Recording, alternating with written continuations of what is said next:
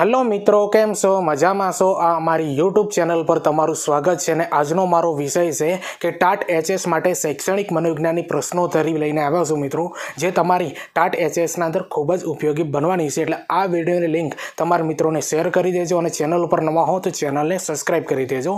अने मित्रों, तमने खबर हशे कि टाट एचएस नुं नोटिफिकेशन आवी गयुं छे।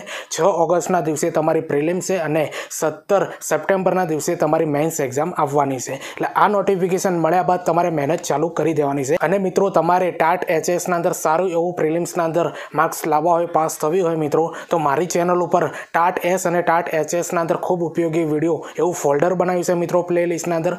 એ બધા વિડિયો તમારે જોઈ લેવા અને તમારા મિત્રોને શેર કરી દેવા। અને બીજી મહત્વની વસ્તુ મિત્રો તમને જણાવી દઉં કે ટેલિગ્રામ ના અંદર ટીચિંગ અજય કરીને મેં ચેનલ બનાવી છે। આ વિડિયોની ડિસ્ક્રિપ્શન ના અંદર હું લિંક આપે, ત્યાં જઈને તમે જોઈન કરી દો, કારણ કે એના અંદર જીકેની અને વિડિયોની અપડેટ હું આપતો હોઉં છું। અને ખાસ તમારે જે કરંટ અફેરનું જો તમારે માહિતી મેળવવી હોય મિત્રો, તો મેં ઇન્સ્ટાગ્રામની પણ લિંક આ વિડિયોની ડિસ્ક્રિપ્શનના અંદર આપી દે મિત્રો। એ ઇન્સ્ટાગ્રામની લિંક ઉપર જઈને તમે મને જોઈન કરી દો, કારણ કે એના અંદર જીકેની અને કરંટ અફેરની હું માહિતી એના અંદર અપલોડ કરતો હોઉં છું। એટલે આ બંને લિંક ઉપર તમે જઈને જોઈન કરી દો। તો ચાલો મિત્રો, આપણે ટાટ એચએસ માટે શૈક્ષણિક મનોવિજ્ઞાનની પ્રશ્નોત્તરી ચાલુ કરી દઈએ, જે તમારી જે 11-12ની ટાટ એચએસના અંદર ખૂબ જ ઉપયોગી નીવડશે। પહેલા નંબરનો પ્રશ્ન આપણે સમજીએ કે સાયકોલોજી મૂળ કઈ ભાષાનો શબ્દ છે? તો ગ્રીક ભાષાનો શબ્દ છે। હવે બીજા નંબરનો પ્રશ્ન સમજીએ કે મનોવિજ્ઞાન સર્વપ્રથમ શેનું વિજ્ઞાન ગણાતું હતું? તો આત્માનું વિજ્ઞાન ગણાતું હતું। હવે ત્રીજા નંબરનો પ્રશ્ન સમજીએ કે મનોવિજ્ઞાનને મનનું વિજ્ઞાન કોણે કહ્યું હતું?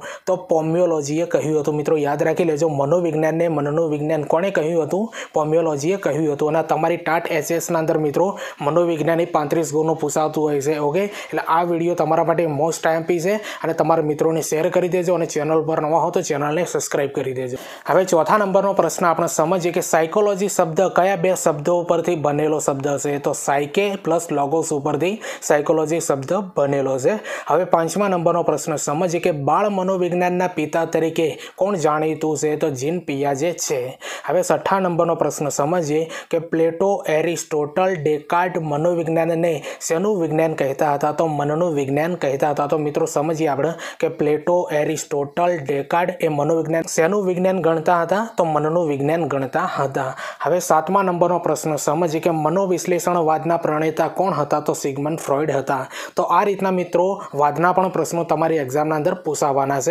અને આજનું જે વિડીયો છે મિત્રો, એ તમારા અભ્યાસક્રમને અનુરૂપ જ મેં બનાવ્યું છે। કોઈ પણ વધારાની વસ્તુ આપણે ભણવાની નથી, જે અભ્યાસક્રમના અંદર છે એને અનુલક્ષીને જ આપણે આ વિડીયો તૈયાર કરેલું છે। હવે આઠમા નંબરનો પ્રશ્ન સમજીએ કે સિગમન્ડ ફ્રોઈડનો જન્મ ક્યાં થયો હતો? તો ઓસ્ટ્રિયા અથવા વિયેના, આ બંને નામ છે મિત્રો, એક જ દેશનું નામ છે, જેને ઓસ્ટ્રિયા તરીકે પણ ઓળખવામાં આવે છે અને વિયેના તરીકે પણ ઓળખવામાં આવે છે। તો સિગમન્ડ ફ્રોઈડનો જન્મ ઓસ્ટ્રિયાના અંદર અથવા વિયેનાના અંદર થયેલો છે। હવે નવમા નંબરનો પ્રશ્ન આપણે સમજીએ કે મનોવિજ્ઞાનનો અત્યાર સુધીનો વિજ્ઞાન વિકાસ તરીકેનો કાળનો સાચો ક્રમ જણાવો। તો પહેલા મનોવિજ્ઞાનને આત્માનું વિજ્ઞાન કીધું, પછી મનનું, પછી ચેતનાનું અને છેલ્લે વર્તનનું। તો આ રીતનો જે છે ને મનોવિજ્ઞાનનો વિકાસનો જે કાળ છે ને મિત્રો, આ રીતનો છે। એટલે આ વસ્તુ પણ તમારી એક્ઝામના અંદર પૂછાઈ શકે છે।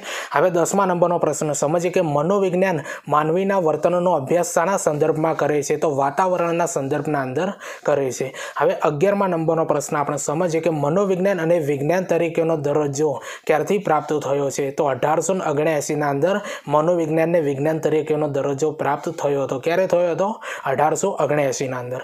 હવે 12મા નંબરનો પ્રશ્ન સમજીએ કે મનોવિજ્ઞાનનો વિષય વસ્તુ શું છે? તો વર્તન છે, યાદ રાખી લેજો મિત્રો। હવે 13મા નંબરનો પ્રશ્ન આપણે સમજીએ કે મનોવિજ્ઞાનને પ્રયોગાત્મક સ્વરૂપ આપવાનો યશ કોને ફાળે જાય છે? તો વુન્ટ મિત્રો, યાદ રાખી લેજો, વિલ્હેમ વુન્ટને થાય છે, જેને મનોવિજ્ઞાનને પ્રયોગાત્મક સ્વરૂપ આપેલું છે। કોને આપેલું છે? વિલ્હેમ વુન્ટે આપેલું છે। હવે 14મા નંબરનો પ્રશ્ન સમજીએ કે રચનાવાદીઓએ કઈ પદ્ધતિનો ઉપયોગ કર્યો? તો આંતરનિરીક્ષણ પદ્ધતિનો ઉપયોગ કરેલો છે રચનાવાદીઓએ। ઓકે, હવે 15મા નંબરનો પ્રશ્ન સમજીએ કે વર્તનવાદના પ્રણેતા કોણ હતા? તો વોટસન હતા। હવે 16મા નંબરનો પ્રશ્ન આપણે સમજીએ કે અચેતન મનનો સિદ્ધાંત કોણે આપ્યો છે? તો ફ્રોઈડે આપેલો છે। અચેતન મનનો સિદ્ધાંત કોણે આપ્યો છે? ફ્રોઈડે આપેલો છે।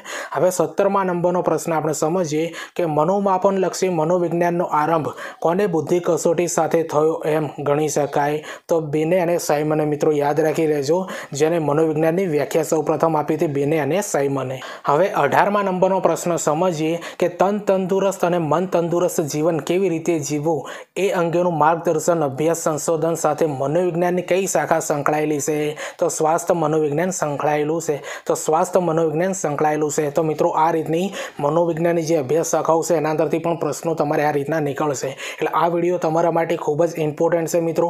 આ વિડીયોની લિંક તમારા મિત્રોને શેર કરી દેજો અને ચેનલ પર ન હો તો ચેનલને સબસ્ક્રાઇબ કરી દેજો. અને કરંટ અફેર વિશે તમે જો સારી એવી માહિતી મેળવવા માંગતા હોય મિત્રો, તો મેં ઇન્સ્ટાગ્રામના અંદર ટીચિંગ અજય કરીને મેં એકાઉન્ટ બનાવ્યું છે મિત્રો. આ વિડીયોની ડિસ્ક્રિપ્શનના અંદર હું લિંક આપી, એના અંદર જઈને તમે મને ફોલો કરી દેજો. હવે 19મા નંબરનો પ્રશ્ન સમજીએ કે કોના મતે મનોવિજ્ઞાન માનવી અને પ્રાણીના વર્તનનું વિજ્ઞાન છે? તો સીટી મોર્ગન મિત્રો એવું કહે છે કે મનોવિજ્ઞાન એ માનવી અને પ્રાણીના વર્તનનું વિજ્ઞાન છે. હવે 20મા નંબરનો પ્રશ્ન સમજીએ કે કોના મતે મનોવિજ્ઞાન માનવીની તમામ માનસિક અને શારીરિક પ્રવૃત્તિઓનો વૈજ્ઞાનિક અભ્યાસ કરે છે? તો હેલગાર્ડ અને એટકિન્સન મિત્રો યાદ રાખી લેજો, બહુ મોસ્ટ એમપી આ પ્રશ્ન છે. હવે 21મા નંબરનો પ્રશ્ન આપણે સમજીએ કે કેમ્બ્રિજ મેસેચ્યુટ્સમાં મનોવિજ્ઞાનની પ્રયોગશાળા કોણે સ્થાપી હતી? તો વિલિયમ જેમ્સે સ્થાપી હતી. હવે 22મા નંબરનો પ્રશ્ન સમજીએ કે વાર્તનિક અભિગમને કયો અભિગમ પણ કહેવાય છે? તો ઉદ્દીપક પ્રતિક્રિયા અભિગમ તરીકે પણ વાર્તનિક અભિગમને ઓળખવામાં આવે છે. કયો અભિગમ? ઉદ્દીપક પ્રતિક્રિયા અભિગમ તરીકે ઓળખવામાં આવે છે. હવે 23મા નંબરનો પ્રશ્ન સમજીએ કે માનવવાદી અભિગમના પ્રણેતા કોણ હતા? તો અબ્રાહમ મેસ્લો હતા. હવે 24મા નંબરનો પ્રશ્ન સમજીએ કે મનોવિજ્ઞાન કોઈ પણ બાબતને કયા અભિગમથી તપાસે છે? તો સંશોધનાત્મક અભિગમથી મનોવિજ્ઞાન કોઈ પણ બાબતને તપાસે છે. મિત્રો યાદ રાખી લેજો, સંશોધનાત્મક અભિગમથી મનોવિજ્ઞાન કોઈ પણ બાબતને તપાસતી હોય છે. હવે 25મા નંબરનો પ્રશ્ન સમજીએ કે ભૌતિક વિજ્ઞાનની સરખામણીમાં ઉંમરની દ્રષ્ટિએ મનોવિજ્ઞાન કઈ અવસ્થામાં છે? તો બાલ્ય અવસ્થાના અંદર છે મિત્રો, અને ધોરણ 12ની ચોપડીના અંદર મિત્રો એના આધારિત ગણવામાં આવે તો તરુણા અવસ્થાના અંદર છે. તો મિત્રો સૌપ્રથમ તમારે જો જવાબ લખો હોય તો તરુણા અવસ્થા જ લખવાનું, કારણ કે એ બુકના અંદર ઓથેન્ટિક રીતે આપેલું છે, બરોબર. બાકી ના આપ્યું હોય તો બાલ્ય અવસ્થા તમે લખી શકો છો. હવે 26મા નંબરનો પ્રશ્ન સમજીએ કે મનોવિજ્ઞાન માટે અંગ્રેજી શબ્દ સાયકોલોજી કોણે પ્રયોજ્યો? તો રૂડોલ્ફે પ્રયોજ્યો હતો. હવે 27મા નંબરનો પ્રશ્ન સમજીએ કે મનોવિજ્ઞાન અભિગમમાં પ્રત્યેક ઘટનાને તાર્કિક અને વસ્તુલક્ષી રીતે તપાસવામાં આવે છે. મિત્રો યાદ રાખી લેજો, મનોવૈજ્ઞાનિક અભિગમના અંદર પ્રત્યેક ઘટનાને તાર્કિક અને વસ્તુલક્ષી તરીકે તપાસવામાં આવે છે. હવે 28મા નંબરનો પ્રશ્ન સમજીએ કે સામાન્ય સૂઝમાં કોઈ પણ બાબતનું અતિ સામાન્યકરણ થાય છે. યાદ રાખી લેજો, આવા પ્રશ્નો પણ તમારી એક્ઝામના અંદર આવી શકે છે. હવે 29મા નંબરનો પ્રશ્ન સમજીએ કે માનસિક પ્રક્રિયાઓ વ્યક્તિલક્ષી પણ છે અને વસ્તુલક્ષી પણ છે. યાદ રાખી લેજો, આ પ્રશ્ન પણ તમારી એક્ઝામના અંદર આવી શકે છે કે માનસિક પ્રક્રિયાઓ વ્યક્તિલક્ષી પણ છે અને વસ્તુલક્ષી પણ છે. હવે 30મા નંબરનો પ્રશ્ન સમજીએ કે વ્યક્તિના અનુભવોનું મૂળ વ્યક્તિની કઈ બાબતમાં રહેલું છે? તો ચેતન અવસ્થાના અંદર રહેલું છે. હવે 31મા નંબરનો પ્રશ્ન સમજીએ કે વ્યક્તિના વર્તનનો અભ્યાસ કરતી વખતે વર્તનને શાના સંદર્ભમાં તપાસવું જોઈએ? તો વાતાવરણના સંદર્ભના અંદર તપાસવું જોઈએ. હવે 32મા નંબરનો પ્રશ્ન આપણે સમજીએ કે ભારતમાં મનોવિજ્ઞાનની પ્રથમ પ્રયોગશાળા કોણે સ્થાપી હતી? તો ભોજેન્દ્રનાથ શિલે સ્થાપી હતી, કોલકાતાના અંદર સ્થાપવામાં આવી હતી. તો હવે ઘણા બધા મિત્રોના મનના અંદર કન્ફ્યુઝન છે મિત્રો કે ટાટ એચએસના અંદર કયા વિદ્યાર્થી ફોર્મ ભરી શકે. તો સૌ પ્રથમ મિત્રો આના નિયમો સમજી લો કે આના અંદર નોટિફિકેશન અંદર પણ આપેલું જ છે મિત્રો, તમને ખબર હશે. સૌ પ્રથમ તમારે બીએડ ક્લિયર કરેલું હોવું જોઈએ અને બીજા નંબરના અંદર તમારે માસ્ટર કોર્સ કોઈ પણ વિષય સાથે કરેલો હોવો જોઈએ. એના અંદર કમ્પ્લીટ ચોથા સેમની એક્ઝામ પણ તમે આપેલી હોવી જોઈએ. પહેલા બીજા ત્રીજા સેમવાળા કોઈ પણ આના અંદર ફોર્મ ભરી શકશે નહીં. કમ્પ્લીટ ચોથા સેમની તમે એક્ઝામ આપી હશે તો તમે ટાટ એચએસના અંદર ક્વોલિફાઈડ છો ફોર્મ ભરવા માટે. એટલે આ બાબત તમારે ધ્યાનના અંદર રાખવાની છે. અને બીજી મહત્વની વસ્તુ મિત્રો કે ટાટ એચએસના અંદર પ્રિલિમ્સના અંદર સારી રીતે પાસ થવું હોય તો મારી ચેનલ ઉપર ટાટ એસ અને ટાટ એચએસ માટે ખૂબ મહત્વના વિડીયો એવું ફોલ્ડર બનાવ્યું છે મિત્રો. એ વિડીયો બધા જોઈ લેવા અને તમારા મિત્રોને શેર કરી દેવા. અને આની સાથે સાથે મિત્રો તમારે મેન્સની પણ તૈયારી કરવી હોય તો મારી ચેનલ ઉપર એ જ ફોલ્ડરના અંદર ઘણા બધા વિડીયો બનાવ્યા છે મિત્રો. પત્ર લેખન કઈ રીતે કરવું, ચર્ચાપત્ર કઈ રીતે કરવું, સંક્ષેપીકરણ કઈ રીતે લખવું, નિબંધ લેખન કઈ રીતે કરવું, એ બધા વિડીયો પણ તમારે જોતા રહેવા. અને સાથે સાથે આ મેન્સની પણ તૈયારી તમારે કરતી રહેવી પડશે. અને બીજી મહત્વની વસ્તુ કે ટેલિગ્રામના અંદર ટીચિંગ અજય કરીને મેં ચેનલ બનાવી છે. આ વિડીયોની ડિસ્ક્રિપ્શનના અંદર હું લિંક આપી, ત્યાં જઈને તમે મને જોઈન કરી દો. અને ઇન્સ્ટાગ્રામના અંદર હું ટીચિંગ અજય કરીને મારું એક એકાઉન્ટ બનાવ્યું છે મિત્રો. આ વિડીયોની ડિસ્ક્રિપ્શનના અંદર હું લિંક આપી, એના અંદર જઈને તમે મને ફોલો કરો, કારણ કે એના અંદર કરંટ અફેર્સની હું માહિતી આપતો હોઉં છું. હવે 33મા નંબરનો પ્રશ્ન આપણે સમજીએ કે મનોવિજ્ઞાનના કયા અભિગમમાં વ્યક્તિની સભાન અવસ્થા કરતાં તેના ચેતન મનને તેના વર્તન માટે જવાબદાર ગણવામાં આવે છે? તો મનોગત્યાત્મક. યાદ રાખી લેજો મિત્રો, મોસ્ટ એમપી પ્રશ્ન છે. હવે 34મા નંબરનો પ્રશ્ન સમજીએ કે મનોવિજ્ઞાનની કઈ શાખા માનસિક જીવન અને વર્તન પર થતી ઔષધોની અસરનો અભ્યાસ કરે છે? તો તુલનાત્મક શરીરલક્ષી મનોવિજ્ઞાન. હવે 35મા નંબરનો પ્રશ્ન સમજીએ કે વિદ્યાર્થીઓની વ્યક્તિગત સમસ્યાનું નિદાન અને ઉપચાર કરવાનું કાર્ય કોણ કરે છે? તો શાળા મનોવિજ્ઞાન કરતી હોય છે. હવે 36મા નંબરનો પ્રશ્ન આપણે સમજીએ કે મનોવિજ્ઞાનની કઈ શાખા સામાજિક પરિસ્થિતિમાં વ્યક્તિના વર્તનને સમજવાનો પ્રયાસ કરે છે? તો સમાજલક્ષી મનોવિજ્ઞાનની શાખા. મિત્રો યાદ રાખી લેજો, આ પણ પ્રશ્ન અગાઉ એક્ઝામના અંદર પૂછાયેલો છે.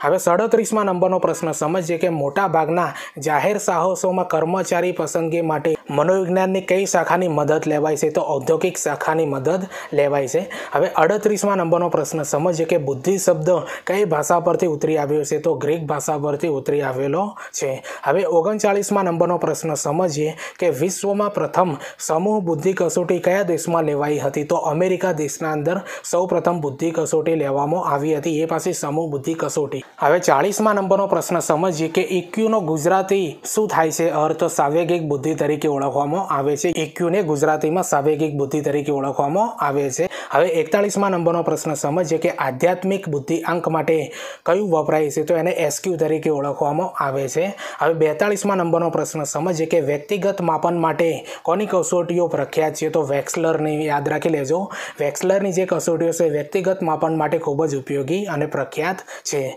હવે 43મા નંબરનો પ્રશ્ન સમજીએ કે કઈ કસોટી ભારતીય વાતાવરણ માટે અનુકૂળ નથી? તો કેટ, CAT. મિત્રો યાદ રાખી લેજો, આ એક્ઝામના અંદર પૂછાય એવો છે કે કઈ કસોટી ભારતીય વાતાવરણ માટે અનુકૂળ નથી? તો CAT, કેટ. હવે 44મા નંબરનો પ્રશ્ન સમજીએ કે જેનો બુદ્ધિઆંકને 90થી 109 હોય તેને મનોવૈજ્ઞાનિક ભાષામાં શું કહેવાય છે? તો સામાન્ય બુદ્ધિ તરીકે ઓળખવામાં આવે છે. મિત્રો તમને ખબર છે કે 90થી 109ના વચના અંદર જેનો બુદ્ધિઆંક હોય એને સામાન્ય બુદ્ધિ તરીકે ઓળખવામાં આવે છે. હવે 45મા નંબરનો પ્રશ્ન સમજીએ કે ભારતમાં બંગાળી ભાષામાં પ્રથમ બુદ્ધિ કસોટીની રચના કોણે કરી હતી? તો આનો જવાબ આવશે મિત્રો મહાલનોબિસે કરેલી હતી. ભારતમાં સૌ પ્રથમ બંગાળી ભાષાના અંદર પ્રથમ બુદ્ધિ કસોટીની રચના કોણે કરી હતી? મહાલનોબિસે કરેલી હતી. હવે 46મા નંબરનો પ્રશ્ન સમજીએ કે બુદ્ધિઆંકનું સૂત્ર કયું છે? તો મિત્રો તમને ખબર હશે, અહીંયા થોડું આપણે ટાઈપિંગ એ રીતનું થઈ નહોતું શકતું, એટલા માટે IQ બરાબર માનસિક વય ભાગ્યા શારીરિક વય ગુણ્યા 100, આ રીતનું એનું બુદ્ધિમાપનનું સૂત્ર છે. અને બુદ્ધિમાપનનું સૂત્ર કોને આપેલું છે મિત્રો? કોમેન્ટના અંદર જરૂરથી બતાવજો. હવે 47મા નંબરનો પ્રશ્ન સમજીએ કે સામાન્ય વસ્તીના કેટલા ટકા વ્યક્તિનો બુદ્ધિઆંક 130થી વધુ હોય છે? તો 2% લોકો જે હોય ને કે જેમનો બુદ્ધિઆંક મિત્રો 130થી વધુ હોય છે. હવે 48મા નંબરનો પ્રશ્ન સમજીએ કે કેટલા બુદ્ધિઆંકવાળી વ્યક્તિને પ્રતિભાશાળી કહેવાય છે? તો 130થી વધુ જેનો બુદ્ધિઆંક હોય ને એને પ્રતિભાશાળી વ્યક્તિ તરીકે ઓળખવામાં આવે છે. હવે 49મા નંબરનો પ્રશ્ન સમજીએ કે કેટલા બુદ્ધિઆંકવાળી વ્યક્તિને માનસિક રીતે પછાત, મંદ કે મનોદુર્બળ કહેવાય છે? તો 70થી ઓછો હોય ને મિત્રો એને પછાત, મંદ કે મનોદુર્બળ કહેવામાં આવે છે. હવે 50મા નંબરનો પ્રશ્ન સમજીએ કે અંગુલી ચાંપોલ્ય કસોટી કોણે રચી હતી? તો ડૉક્ટર ભાટિયાએ રચી હતી. યાદ રાખી લેજો, અંગુલી ચાંપોલ્ય કસોટી એ ડૉક્ટર ભાટિયાએ રચી હતી. હવે 51મા નંબરનો પ્રશ્ન સમજીએ કે મુશ્કેલી પરિસ્થિતિમાંથી રસ્તો શોધવાની શક્તિને શું કહે છે? તો મિત્રો આને સૂઝ કહેવામાં આવે છે. અને આવા જ પ્રશ્નો તમારી એક્ઝામના અંદર ટાટ HSના અંદર જોવા મળશે. વિડીયો સારું લાગતું હોય તો શેર કરી દેજો અને આ વિડીયોના કોમેન્ટના અંદર જરૂરથી બતાવજો મિત્રો વિડીયો તમને કેવું લાગ્યું છે, અને એકવાર લાઈક જરૂરથી કરી દેજો. હવે 52મા નંબરનો પ્રશ્ન સમજીએ કે યોગ્ય અને અયોગ્ય તફાવત ઓળખવાની શક્તિને શું કહે છે? તો એને વિવેક શક્તિ તરીકે ઓળખવામાં આવે છે. હવે 53મા નંબરનો પ્રશ્ન આપણે સમજીએ કે નવી માહિતી કે વિચારોને સમજવાની શક્તિને શું કહે છે? તો ગ્રહણ શક્તિ તરીકે ઓળખવામાં આવે છે. હવે 54મા નંબરનો પ્રશ્ન સમજીએ કે અન્ય વ્યક્તિઓની સમજ કે અપેક્ષા કરતાં અવનવું કાર્ય કરવાની શક્તિને શું કહે છે? તો આને મિત્રો ચાલાકી તરીકે ઓળખવામાં આવે છે.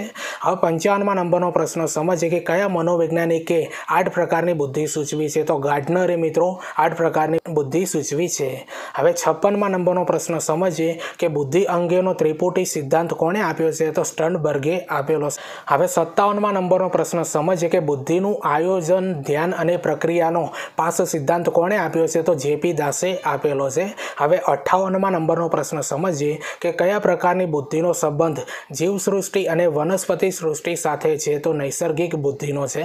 હવે 59મા નંબરનો પ્રશ્ન સમજીએ કે લોકોમાં કયા પ્રકારની બુદ્ધિ વધુ પ્રગટ થાય છે? તો ભાષાકીય બુદ્ધિ છે ને એ લોકોના અંદર સૌથી વધારે પ્રગટ થતી હોય છે. હવે 60મા નંબરનો પ્રશ્ન સમજીએ કે કઈ વ્યક્તિમાં અવકાશીય બુદ્ધિ વધારે હોવી જરૂરી છે? તો શિલ્પીઓના અંદર અવકાશીય બુદ્ધિ સૌથી વધારે હોવી જરૂરી છે. હવે 61મા નંબરનો પ્રશ્ન સમજીએ કે શરીરના અંગોના સુમેળભર્યા હલનચલનો કરવા અને તેમની દક્ષતા કેળવવા કયા પ્રકારની બુદ્ધિની જરૂર પડે છે? તો દૈહિક શરીર ગતિ લક્ષીની જરૂર પડે છે. હવે 62મા નંબરનો પ્રશ્ન સમજીએ કે કોઈ વ્યક્તિનો ફોટો જોતી વખતે તેના આખા ચહેરા ઉપર એકસાથે ધ્યાન આપીએ છીએ, આ સમયે મગજમાં કઈ ક્રિયાઓ થાય છે? તો સમકાલીન ક્રિયાઓ થતી હોય છે. હવે 63મા નંબરનો પ્રશ્ન સમજીએ કે છાપેલું વાક્ય વાંચતી વખતે એક પછી એક શબ્દ ઉપર વારા પરથી ધ્યાન આપીએ છીએ, આ સમયે મગજમાં કઈ ક્રિયાઓ થાય છે? તો ક્રમિક ક્રિયાઓ થતી હોય છે. હવે 64મા નંબરનો પ્રશ્ન સમજીએ કે બુદ્ધિના 3 પ્રકારો કોણે દર્શાવ્યા છે? તો સ્ટર્નબર્ગે મિત્રો દર્શાવ્યા છે બુદ્ધિના 3 પ્રકાર. હવે 65મા નંબરનો પ્રશ્ન સમજીએ કે બુદ્ધિ આંકનો ખ્યાલ કોણે આપ્યો છે? તો સ્ટર્ને આપેલો છે. હવે 66મા નંબરનો પ્રશ્ન સમજીએ કે કયા મનોવૈજ્ઞાનિકે રચેલી અશાબ્દિક બુદ્ધિ કસોટી વિખ્યાત છે? તો રેવને મિત્રો યાદ રાખી લેજો. રેવને જે અશાબ્દિક બુદ્ધિ કસોટી જે રચી છે ને એ ખૂબ વિખ્યાત છે. હવે 67મા નંબરનો પ્રશ્ન સમજીએ કે કઈ બુદ્ધિ કસોટીમાં સમગ્ર બુદ્ધિ આંક ઉપરાંત બુદ્ધિના શાબ્દિક આંક અને ક્રિયાત્મક આંક મળે છે? તો વેક્સલરની બુદ્ધિ કસોટી. હવે 68મા નંબરનો પ્રશ્ન સમજીએ કે બુદ્ધિ ક્ષમતાનું માપન કરવાનું સૂત્ર કોણે દર્શાવ્યું હતું? તો સ્ટર્ને દર્શાવ્યું હતું. યાદ રાખી લેજો, બુદ્ધિ ક્ષમતાનું માપન કરવાનું સૂત્ર કોણે દર્શાવ્યું હતું? સ્ટર્ને. હવે 69મા નંબરનો પ્રશ્ન સમજીએ કે બુદ્ધિ અંગેનો ત્રિપરિમાણાત્મક સિદ્ધાંત કોણે આપ્યો છે? તો ગિલ્ફર્ડે આપેલો છે. હવે 70મા નંબરનો પ્રશ્ન આપણે સમજીએ કે આયોજન જેવી બોધાત્મક પ્રક્રિયા માટે મગજનો કયો ભાગ જવાબદાર છે? તો અગ્રખંડ છે. હવે 71મા નંબરનો પ્રશ્ન સમજીએ કે વ્યક્તિગત ભિન્નતાના આધારે બુદ્ધિની વ્યાખ્યા આપવાનો સૌ પ્રથમ પ્રયાસ કોણે કર્યો હતો? તો એબિંગહોસે કર્યો હતો. હવે 72મા નંબરનો પ્રશ્ન સમજીએ કે કેટલી બુદ્ધિ ક્ષમતા ધરાવનાર વ્યક્તિનો સમાવેશ સામાન્ય કક્ષામાં થાય છે? તો 90 થી 109ના અંદર જે બુદ્ધિઆંક હોય ને એ સામાન્ય કક્ષાનું વ્યક્તિ ગણવામાં આવે છે. હવે 73મા નંબરનો પ્રશ્ન સમજીએ કે માનસિક વય ગણતી વખતે કસોટીના દરેક સાચા ઉત્તર દીઠ કેટલા માસની માનસિક વય ગણવામાં આવે છે? તો આનો જવાબ આવશે મિત્રો 2 માસની માસિક વય ગણવામાં આવે છે. હવે 74મા નંબરનો પ્રશ્ન સમજીએ કે સ્ટેનફર્ડ બીને બુદ્ધિ કસોટી અંગ્રેજી ભાષામાં સૌપ્રથમ કોણે રજૂ કરેલી? તો પ્રોફેસર ટર્મને સૌપ્રથમ રજૂ કરેલી છે. હવે 75મા નંબરનો પ્રશ્ન સમજીએ કે રેવનની બુદ્ધિ કસોટી કઈ સાલમાં રચવામાં આવી હતી? તો 1936ના અંદર રેવનની બુદ્ધિ કસોટી રચવામાં આવી હતી 1936માં. હવે 76મા નંબરનો પ્રશ્ન સમજીએ કે વિશ્વમાં સર્વપ્રથમ બુદ્ધિ માપનનો પ્રારંભ ક્યાં અને ક્યારે થયો હતો? તો 1905 અમેરિકાના અંદર થયો હતો. હવે 77મા નંબરનો પ્રશ્ન સમજીએ કે મંદ બુદ્ધિ ધરાવનાર બાળકોનો બુદ્ધિ આંક કેટલો હોય છે? તો 68 હોય છે, મતલબ 70 થી ઓછો હોય છે. હવે 78મા નંબરનો પ્રશ્ન સમજીએ કે H.E. ગેરેટ બુદ્ધિના કયા પ્રકારો આપ્યા છે? તો સામાજિક બુદ્ધિ, મૂર્ત બુદ્ધિ અને અમૂર્ત બુદ્ધિ. આ 3 પ્રકારો છે ને મિત્રો H.E. ગેરેટે બુદ્ધિના આપ્યા છે. સામાજિક બુદ્ધિ, મૂર્ત બુદ્ધિ અને અમૂર્ત બુદ્ધિ. હવે 79મા નંબરનો પ્રશ્ન સમજીએ કે ભારતની પ્રથમ બુદ્ધિ કસોટી કોણે રચી હતી? તો ડોક્ટર રાઇસે સૌપ્રથમ ભારતની બુદ્ધિ કસોટી રચી હતી. કોણે? Doctor Rice. હવે 80મા નંબરનો પ્રશ્ન સમજીએ લેખક, વૈજ્ઞાનિક, પત્રકાર કઈ બુદ્ધિ ધરાવતા હોય છે? તો અમૂર્ત બુદ્ધિ ધરાવતા હોય છે. હવે 81મા નંબરનો પ્રશ્ન સમજીએ કે પ્રતિભા સંપન્ન વ્યક્તિઓનો અભ્યાસ 1925માં કોણે કર્યો હતો? તો ટર્મને કર્યો હતો. હવે 82મા નંબરનો પ્રશ્ન સમજીએ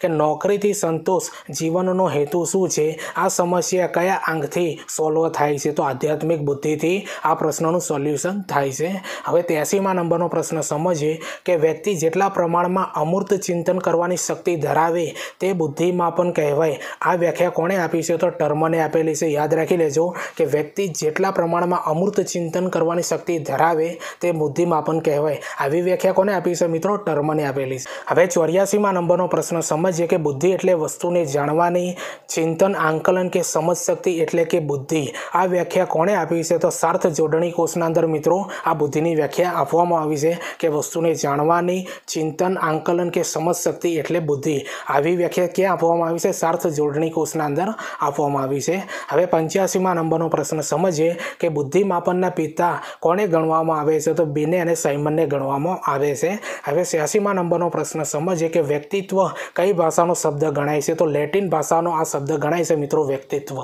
હવે 87મા નંબરનો પ્રશ્ન સમજીએ કે પર્સોના શબ્દનો અર્થ શું થાય છે તો માસ્ક અથવા મોહરું થાય છે। હવે 88મા નંબરનો પ્રશ્ન સમજીએ તો કેસ્મર અને શેલ્ડનના મત મુજબ બાહ્ય સ્તર પ્રધાનવાળી વ્યક્તિઓ કેવી હોય છે તો કલા પ્રેમી હોય છે અને મગજના કામ કરનારી હોય છે। અને આવા જ પ્રશ્નો મિત્રો તમારી ટાટ એચએસના અંદર આવશે એટલે આ વિડીયો તમારા માટે ખૂબ જ ઇમ્પોર્ટન્ટ છે એટલે આ વિડીયોની લિંક તમારા મિત્રોને શેર કરી દેજો। ચેનલ પર નવા હો તો ચેનલને સબસ્ક્રાઇબ કરી દેજો અને ટેલિગ્રામના અંદર ટીચિંગ અજય કરીને મેં ચેનલ બનાવી છે આ વિડીયોની ડિસ્ક્રિપ્શનના અંદર હું લિંક આપી ત્યાં જઈને તમે મને જોઈન કરી દો કારણ કે એના અંદર જીકેની અને વિડીયોની અપડેટ હું આપતો હોઉં છું। અને બીજું ઇન્સ્ટાગ્રામના અંદર મેં ટીચિંગ અજય કરીને એક એકાઉન્ટ બનાવ્યું છે મિત્રો આ વિડીયોની ડિસ્ક્રિપ્શનના અંદર હું એની લિંક આપી એના અંદર હું જનરલ નોલેજ અને અવનવું જાણવા જેવાની હું પોસ્ટ એના અંદર એડ કરતો એટલે એના પર પણ તમે મને ફોલો કરી દેજો। હવે 89મા નંબરનો પ્રશ્ન સમજીએ કે વૈજ્ઞાનિક લેખકો દાર્શનિકો વગેરેનો કયા વ્યક્તિત્વમાં સમાવેશ થાય છે તો અંતર્મુખી વ્યક્તિત્વના અંદર વૈજ્ઞાનિકો લેખકો અને દાર્શનિકોનો સમાવેશ થાય છે। હવે 90મા નંબરનો પ્રશ્ન સમજીએ કે શંકાશીલ સ્વભાવ અને ક્યારેક સાહસ ન કરવો આ કયા પ્રકારના વ્યક્તિત્વના લક્ષણો છે તો અંતર્મુખી વ્યક્તિત્વના આ લક્ષણો છે મિત્રો શંકાશીલ સ્વભાવ અને ક્યારેય સાહસ ન કરવું। હવે 91મા નંબરનો પ્રશ્ન સમજીએ કે કોના મત મુજબ વ્યક્તિની ટેવો કરતાં તેના વ્યક્તિત્વના ગુણો વધુ વ્યાપક હોય છે તો ગોલ્ડન ઓલ્પોર્ટ યાદ રાખી લેજો મિત્રો। હવે 92મા નંબરનો પ્રશ્ન સમજીએ કે શરીરના બાંધાના આધારે વ્યક્તિત્વના પ્રકારો કોણે આપ્યા છે તો કેસ્મર અને શેલ્ડને આપ્યા છે। હવે 93મા નંબરનો પ્રશ્ન સમજીએ કે મનોગત્યાત્મક અભિગમની રજૂઆત કોણે કરી હતી તો ફ્રોઈડે કરી હતી। હવે 94મા નંબરનો પ્રશ્ન સમજીએ કે મનોવિજ્ઞાનની હાલતી ચાલતી પ્રયોગશાળા એટલે શું સ્વનિરીક્ષણ તરીકે ઓળખવામાં આવે છે। હવે 95મા નંબરનો પ્રશ્ન સમજીએ કે કોના મતે વ્યક્તિત્વ એટલે વ્યક્તિની લાક્ષણિક વિચાર અને વર્તન તરેહને ઘડનારી તેની મનોશારીરિક વ્યવસ્થાનું ગતિશીલ સંયોજન આવું મિત્રો કહ્યું છે ઓલ્પોર્ટે કહેલું છે એકવાર સમજી લઈએ કે કોના મતે વ્યક્તિત્વ એટલે વ્યક્તિની લાક્ષણિક વિચાર અને વર્તન તરેહ ઘડનારી તેની મનોશારીરિક વ્યવસ્થાનું ગતિશીલ સંયોજન આવું કોને કહેલું છે મિત્રો ઓલ્પોર્ટે કહેલું છે। હવે 96મા નંબરનો પ્રશ્ન આપણે સમજીએ કે વ્યક્તિત્વના સાત્વિક રાજસી અને તામસી એમ 3 પ્રકારો કોણે આપ્યા છે તો ભારતીય દર્શનશાસ્ત્રના અંદર આપેલા છે। હવે 97મા નંબરનો પ્રશ્ન સમજીએ કે શારીરિક દોષના આધારે વાત પ્રકૃતિ પિત્ત પ્રકૃતિ અને કફ પ્રકૃતિ એમ 3 પ્રકારો કોણે પાડ્યા છે તો ચરક સંહિતાએ પાડેલા છે। હવે 98મા નંબરનો પ્રશ્ન સમજીએ કે માનવીના શરીરના રસસ્ત્રાવોના આધારે વ્યક્તિત્વના પ્રકારો કોણે પાડ્યા છે તો ગ્રીક વૈદ્ય હિપોક્રેટિસે પાડેલા છે। હવે 99મા નંબરનો પ્રશ્ન સમજીએ કે પ્રવૃત્તિની દિશાના આધારે વ્યક્તિત્વના પ્રકારો કોણે આપ્યા છે તો કાર્લ યુંગે આપેલા છે। હવે 100મા નંબરનો પ્રશ્ન સમજીએ કે વ્યક્તિત્વના ગુણલક્ષી અભિગમની રજૂઆત કોણે કરી છે તો ઓલ્પોર્ટે કરેલી છે। હવે 101મા નંબરનો પ્રશ્ન સમજીએ કે કોના મત મુજબ બાળકના વિકાસનો મૂળભૂત પ્રેરક ક્રામવૃત્તિ છે તો આવું મિત્રો ફ્રોઈડે કહેલું છે। હવે 102મા નંબરનો પ્રશ્ન સમજીએ કે કયો અભિગમ માનવ સ્વભાવનો વિધાયક અને આશાવાદી ખ્યાલ રજૂ કરે છે તો માનવવાદી અભિગમ છે। હવે 103મા નંબરનો પ્રશ્ન સમજીએ કે વાર્તનિક અભિગમની રજૂઆત કોણે કરી છે તો જેબી વોટ્સને કરેલી છે। હવે 104મા નંબરનો પ્રશ્ન સમજીએ કે કયો અભિગમ ઉદ્દીપક પ્રતિક્રિયા અભિગમ તરીકે ઓળખાય છે તો વાર્તનિક અભિગમ ઓળખાય છે। હવે 105મા નંબરનો પ્રશ્ન સમજીએ કે કોના મતે સ્વ એટલે વ્યક્તિ પોતાના અને પોતાની આજુબાજુના જગત સાથે પોતાના સંબંધના જે અર્થો કરે તે ઓકે તો આવું મિત્રો કોને વ્યાખ્યા આપેલી છે ક્રચફિલ્ડ અને બેલાચીએ આપેલી છે યાદ રાખી લેજો। હવે 106મા નંબરનો પ્રશ્ન આપણે સમજીએ કે હિપોક્રેટિસના મત મુજબ કેવી વ્યક્તિ સક્રિય અને આનંદી હોય છે તો રક્ત પ્રભાવી। હવે 107મા નંબરનો પ્રશ્ન સમજીએ તો કેસ્મર અને શેલ્ડનના મત મુજબ આંતરસ્તર પ્રધાનવાળી વ્યક્તિઓ કેવી હોય છે તો મિલનસાર અને આનંદી હોય છે। હવે 108મા નંબરનો પ્રશ્ન સમજીએ તો કેસ્મર અને શેલ્ડનના મત મુજબ મધ્યમ સ્તર પ્રધાનવાળી વ્યક્તિઓ કેવી હોય છે તો હિંમતવાન અને નેતૃત્વ લેનાર હોય છે। હવે 109મા નંબર નંબરનો પ્રશ્ન આપણે સમજીએ કે કેસ્મર અને શેલ્ડનના મત મુજબ બાહ્ય સ્તર પ્રધાનવાળી વ્યક્તિઓ કેવી હોય છે? તો કલાપ્રેમી અને મગજના કામ કરનારી હોય છે. હવે 110મા નંબરનો પ્રશ્ન સમજીએ કે કોના મત મુજબ વ્યક્તિને ટેવો કરતાં તેના વ્યક્તિત્વ ગુણો વધુ વ્યાપક હોય છે? તો ગોલ્ડન ઓલ્પર્ટે આવું કીધું છે મિત્રો કે વ્યક્તિની ટેવો કરતાં તેના વ્યક્તિત્વના ગુણો વધુ વ્યાપક હોય છે. હવે 111મા નંબરનો પ્રશ્ન સમજીએ કે કોના મત મુજબ વ્યક્તિત્વનું માળખું શીખવેલી વર્તન તરેહોનું બનેલું હોય છે? તો હેવથે અને મેકિનલે આ વ્યાખ્યા આપેલી છે. હવે 112મા નંબરનો પ્રશ્ન આપણે સમજીએ કે વ્યક્તિને મળતા વારસાને વ્યક્તિત્વના નિર્ણાયક તરીકે અસર તપાસતા નોંધપાત્ર અભ્યાસ કોનો છે? તો ગોટેસમન અને શિલ્ડઝ. મિત્રો યાદ રાખી લેજો, ગોટેસમન અને શિલ્ડઝનો છે. હવે 113મા નંબરનો પ્રશ્ન સમજીએ કે શરીરનું બંધારણ અને વ્યક્તિત્વ લક્ષણો વચ્ચેના સાહચર્યના અભ્યાસો કોણે કર્યા? તો શેલ્ડન અને કેસ્મરે કરેલા છે. હવે 114મા નંબરનો પ્રશ્ન સમજીએ કે મિનેસોટા વિવિધલક્ષી વ્યક્તિત્વ સંશોધનિકા MMIP એની શોર્ટ નેમ છે ની રચના કોણે કરી હતી? તો હેવથે અને મેકિનલે કરેલી છે. હવે 115મા નંબરનો પ્રશ્ન સમજીએ કે મિનેસોટા વિવિધલક્ષી વ્યક્તિત્વ સંશોધનિકાની 4 તુલાઓનું ગુજરાતી રૂપાંતર કોણે કર્યું છે? તો જગદીશ જોટવાણીએ કરેલું છે. હવે 116મા નંબરનો પ્રશ્ન આપણે સમજીએ કે જોધપુર વ્યક્તિલક્ષી વ્યક્તિત્વ સંશોધનિકાની રચના કોણે કરી છે? તો મલેક અને જોશીએ કરી છે. હવે 117મા નંબરનો પ્રશ્ન સમજીએ કે વ્યક્તિત્વ પ્રશ્નાવલી EPQની રચના કોણે કરી છે? તો આઇઝેન્કે કરેલી છે.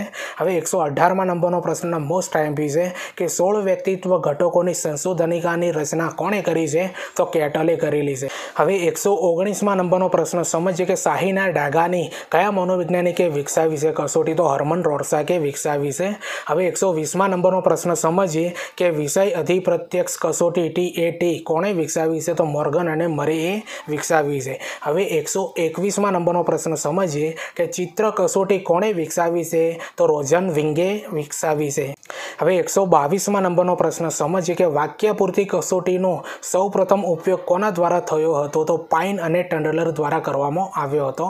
હવે 123મા નંબરનો પ્રશ્ન સમજીએ કે ભારતીય દર્શનશાસ્ત્રમાં વ્યક્તિત્વના કેટલા પ્રકાર આપ્યા છે? તો 3 પ્રકાર આપેલા છે. તો મિત્રો આ વિડીયો તમને કેવું લાગ્યું છે કોમેન્ટના અંદર જરૂરથી બતાવજો અને આ વિડીયોની લિંક તમારા મિત્રોને શેર કરી દેજો અને એકવાર લાઇક જરૂર કરી દેજો. અને ટાટ HSની પ્રિલિમ્સના અંદર તમારે પાસ થવું હોય તો મેં મારી ચેનલ ટાટ એસ અને ટાટ HS ખૂબ ઉપયોગી વિડીયો એવું પ્લેલિસ્ટ તૈયાર કર્યું છે મિત્રો. એના અંદર ઘણા બધા વિડીયો છે. બધા વિડીયો તમારે જોઈ લેવાના અને તમારા મિત્રોને શેર કરી દેવાના. 100% મિત્રો તમે પ્રિલિમ્સ ક્રેક કરી દેશો. અને એના સાથે સાથે તમારે મેન્સની પણ તૈયારી કરવી હોય મિત્રો તો મેં એના અંદર ઘણા બધા વિડીયો બનાવી લેશે કે જેવી રીતે પત્ર લેખન કઈ રીતે કરવું, ચર્ચાપત્ર કઈ રીતે લખવું, નિબંધ લેખન કઈ રીતે કરવું, સંક્ષેપીકરણ કઈ રીતે કરવું, આ બધા વિડીયો મેં બનાવેલા છે મિત્રો. ઇન ડિટેલના અંદર છે મિત્રો, ફોર્મેટ સાથે બનાવ્યા છે. એટલે તમારે પ્રિલિમ્સની સાથે સાથે પણ તમારે મેન્સની તૈયારી કરવી હોય તો પણ મારી ચેનલ પર બધા વિડીયો તમને જોવા મળશે. અને બીજી મહત્વની વસ્તુ મિત્રો કે ટેલિગ્રામના અંદર ટીચિંગ અજય કરીને મેં ચેનલ બનાવી છે. આ વિડીયોને ડિસ્ક્રિપ્શનના અંદર હું લિંક આપે મિત્રો, ત્યાં જઈને તમે મને જોઈન કરી દો. કારણ કે એના અંદર જીકેની અને વિડીયોની અપડેટ હું આપતો હોઉં છું. અને ઇન્સ્ટાગ્રામના અંદર હું ટીચિંગ અજય કરીને મારું એક એકાઉન્ટ બનાવ્યું છે મિત્રો.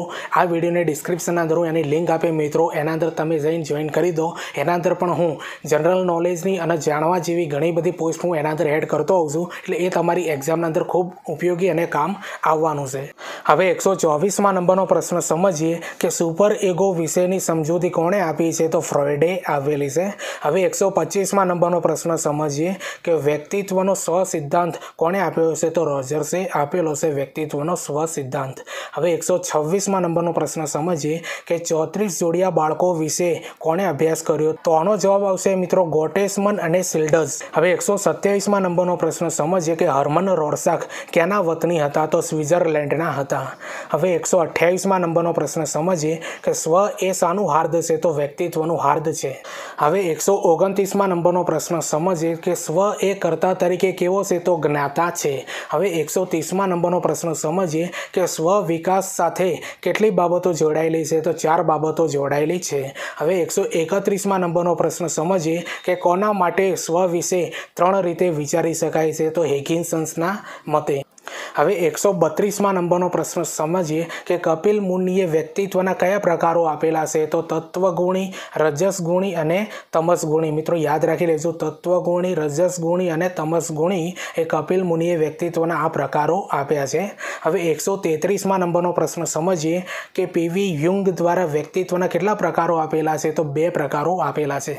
હવે 134માં નંબરનો પ્રશ્ન સમજીએ કે દ્રાક્ષ ખાટી છે એ કઈ બચાવ પ્રયુક્તિનું ઉદાહરણ છે? તો વ્યક્તિકીકરણનું છે. અને આવા જ પ્રશ્નો મિત્રો તમારી ટાટ એચએસના અંદર જોવા મળશે. એટલે આ વિડીયોની લિંક તમારા મિત્રોને શેર કરી દેજો. ચેનલ પર નવા હો તો ચેનલને સબસ્ક્રાઈબ કરી દેજો અને એક લાઇક જરૂરથી કરી દેજો. હવે 135માં નંબરનો પ્રશ્ન સમજીએ કે મનોજાતીય વિકાસના કોઈક તબક્કે ઉભજતી સમસ્યાઓનો ઉકેલ ન મળતા વ્યક્તિ બાલિશ વર્તન કરે છે, આ ભૂતકાળમાં સરી જાય છે. આવી સ્થિતિને શું કહે છે? તો આને પરાગતિ તરીકે ઓળખવામાં આવે છે. હવે 136માં નંબરનો પ્રશ્ન સમજીએ કે કઈ બચાવ પ્રયુક્તિમાં વ્યક્તિ પોતાની આક્રમકતાના આવેશોને ઊંચા માર્ગે વાળવા લશ્કરમાં જોડાય છે? તો ઉર્ધ્વીકરણના અંદર. 137માં નંબરનો પ્રશ્ન સમજીએ કે પ્રેમમાં નિષ્ફળ વ્યક્તિ સારો કવિ બની જાય છે, તે કઈ બચાવ પ્રયુક્તિ છે? તો ઉર્ધ્વીકરણ આને કહેવામાં આવે છે. 138માં નંબરનો પ્રશ્ન સમજીએ કે આદિત્ય પોતાની જાતને સચિન તેંડુલકર સમજે છે, તેમાં કઈ બચાવ પ્રયુક્તિ છે? તો આના અંદર મિત્રો તાદાત્મ્ય કહેવામાં આવે છે. અને આવા ઉદાહરણ સાથે જ તમારી એક્ઝામના અંદર મિત્રો પ્રશ્નો તમને પૂછાવાના છે. હવે 139માં નંબરનો પ્રશ્ન સમજીએ કે માણસ પોતાની મુશ્કેલી કે પોતાના અયોગ્ય વિચારો, લાગણીઓને પોતાના અજ્ઞાત મનમાં ધકેલી દે છે, આ અવસ્થાને શું કહેવામાં આવે છે? તો આને મિત્રો દમન કહેવામાં આવે છે. હવે 140માં નંબરનો પ્રશ્ન સમજીએ કે બાળક રિસાઈને અંગૂઠો ચૂસે તે કઈ બચાવ પ્રયુક્તિનું ઉદાહરણ છે? તો અલિપ્તતાનું આ ઉદાહરણ છે. હવે 141માં નંબરનો પ્રશ્ન સમજીએ કે પિતા ડૉક્ટર ન બની શક્યા તેથી તેના દીકરાને ડૉક્ટર બનાવવા માગે છે, તે કઈ બચાવ પ્રયુક્તિ ગણી શકાય? તો પરોક્ષ ક્ષતિપૂર્તિ. હવે 142માં નંબરનો પ્રશ્ન સમજીએ કે પરીક્ષામાં પ્રથમ નંબર આવતા શ્રેષ્ઠ શાળાનું ઇનામ મળ્યું એવું કલ્પનામાં કઈ બચાવ પ્રયુક્તિ રહેલી છે? તો તાદાત્મ્ય રહેલી છે. હવે 143માં નંબરનો પ્રશ્ન સમજીએ કે પડ્યા ત્યારે નમસ્કાર એ કઈ પ્રયુક્તિની શ્રેષ્ઠ કહેવત છે? તો યુક્તિકીકરણની આ શ્રેષ્ઠ કહેવત છે. 144માં નંબરનો પ્રશ્ન આપણે સમજીએ કે પરીક્ષામાં પાસ ન થતા શિક્ષકની ભૂલ કાઢવી, તેમાં કઈ બચાવ પ્રયુક્તિ રહેલી છે? તો પ્રક્ષેપણ આના અંદર રહેલી. હવે 145માં નંબરનો પ્રશ્ન સમજીએ કે વર્ગમાં વિદ્યાર્થીઓના અવાજથી ત્રાસેલી શિક્ષિકા ઘરના બાળકો પર ગુસ્સો વ્યક્ત કરે ત્યારે કયા પ્રકારની પ્રયુક્તિ ગણી શકાય? તો સ્થળાંતર પ્રતિક્રિયા આને ગણવામાં આવે છે. હવે 146માં નંબરનો પ્રશ્ન સમજીએ કે કઈ બચાવ પ્રયુક્તિ ખૂબ જ સારી, સુવિકસિત અને સર્વ સ્વીકાર્ય ગણવામાં આવે છે? તો ઉર્ધ્વીકરણને ગણવાના અંદર આવે છે. યાદ રાખી લેજો, કઈ બચાવ પ્રયુક્તિ ખૂબ જ સારી, સુવિકસિત અને સર્વ સ્વીકાર્ય ગણવામાં આવે છે? ઉર્ધ્વીકરણને. 147માં નંબરનો પ્રશ્ન સમજીએ કે બાળકમાં મોટા ભાગે કઈ બચાવ પ્રયુક્તિ જોવા મળે છે? તો ધ્યાનાકર્ષણ. મિત્રો યાદ રાખી લેજો, બાળકના અંદર મોટા ભાગે ધ્યાનકર્ષણ બચાવ પ્રયુક્તિ જોવા મળતી હોય છે. હવે 148માં નંબરનો પ્રશ્ન સમજીએ કે કટોકટીની વર્તમાન પરિસ્થિતિઓનો સામનો ન કરવાને બદલે પુખ્ત વ્યક્તિ કોઈ બાળકને જેમ બલિશ વર્તન વ્યવહાર કરવા માંડે તે કઈ બચાવ પ્રયુક્તિ છે? તો મિત્રો આને પરાગતિ તરીકે ઓળખવામાં આવે છે. હવે 149માં નંબરનો પ્રશ્ન સમજીએ કે પાર્થ ઓફિસમાં બોસનો ગુસ્સો ઘરે આવીને પત્ની પર ઠાલવે તે કઈ બચાવ પ્રયુક્તિ છે? તો સ્થાનાંતર આને કહેવામાં આવે છે. હવે 150માં નંબરનો પ્રશ્ન સમજીએ કે વ્યક્તિ હતાશા કે વૈકલ્પમાંથી લગાવ કે મનોવૈજ્ઞાનિક પ્રવૃત્તિનો આશય લે છે, તેને શું કહેવાય છે? તો આના મિત્રો બચાવ પ્રયુક્તિ તરીકે ઓળખવામાં આવે છે. હવે 151માં નંબરનો પ્રશ્ન સમજીએ કે બચાવ પ્રયુક્તિઓનો આશય લેવાથી કયો રોગ થાય છે? તો આનો જવાબ આવશે મિત્રો પેરાનોઇયા, ફોબિયા અને સાયકોસિસ. આ 3 રોગ થાય છે બચાવ પ્રયુક્તિનો ઉપયોગ કરીએ ત્યારે. હવે 152માં નંબરનો પ્રશ્ન સમજીએ કે રૂપાળી પત્ની ન મળતા તે કહે છે કે રૂપ કરતાં ગુણ વધુ સારા, કઈ બચાવ પ્રયુક્તિનું ઉદાહરણ છે? તો આને મિત્રો યુક્તિકીકરણ કહેવામાં આવે છે. હવે 53માં નંબરનો પ્રશ્ન સમજીએ કે ઝઘડામાં માર ખાઈને આવનાર વ્યક્તિ જણાવે છે કે હું અહિંસામાં માનું છું, કઈ બચાવ પ્રયુક્તિનું ઉદાહરણ છે? તો આને મિત્રો યુક્તિકીકરણ કહેવામાં આવે છે. એટલે આવી જ રીતના ઉદાહરણ સાથે મિત્રો તમને પ્રશ્નો પૂછવામાં ટાટ એચએસમાં આવશે। હવે 154માં નંબરનો પ્રશ્ન સમજીએ કે કઈ અવસ્થાના બાળકો સહજતાથી તાદાત્મ્ય અનુભવે છે। તો તરુણા અવસ્થાના બાળકો છે એ સહજતાથી તાદાત્મ્ય અનુભવે છે, તરુણા અવસ્થાના બાળકો। હવે 155માં નંબરનો પ્રશ્ન સમજીએ તો ફેન્ટેન્સી એટલે કઈ બચાવ પ્રયુક્તિ કહેવાય છે। તો દીવા સ્વપ્ન કહેવાય છે। મિત્રો યાદ રાખી લેજો, ફેન્ટેન્સી એટલે કઈ બચાવ પ્રયુક્તિ કહેવાય છે, દીવા સ્વપ્ન। હવે 156માં નંબરનો પ્રશ્ન સમજીએ કે શિક્ષક વિદ્યાર્થી રમકડા ઉતરતી કક્ષા ઉપર ગુસ્સો ઉતારે તેવી પ્રયુક્તિ કઈ બચાવ પ્રયુક્તિ કહેવામાં આવે। તો મિત્રો આને સ્થળાંતર તરીકે ઓળખવામાં આવે છે કે શિક્ષક વિદ્યાર્થી રમકડા ઉતારતી કક્ષા ઉપર ગુસ્સો ઉતારે તેવી પ્રયુક્તિને કઈ બચાવ પ્રયુક્તિ કહે છે, સ્થળાંતર કહેવામાં આવે છે। અને લાસ્ટમાં નંબરનો પ્રશ્ન સમજી લઈએ 157માં નંબરનો કે મહેશ પોતાની જાતને વિરાટ કોહલી માને છે, કઈ બચાવ પ્રયુક્તિનું ઉદાહરણ છે, તો તાદાત્મ્ય છે। તો 157 પ્રશ્નો મિત્રો તમને કેવા લાગ્યા છે કોમેન્ટના અંદર જરૂરથી બતાવજો। ચેનલ પર નવા હો તો ચેનલને સબસ્ક્રાઈબ કરી દેજો। આ વિડીયોની લિંક તમારા મિત્રોને શેર કરી દેજો અને કોમેન્ટના અંદર જરૂરથી બતાવજો મિત્રો કે આ વિડીયો તમને કેવું લાગ્યું છે। તો ચાલો મળીએ આપણે બીજા વિડીયોના અંદર। બાય।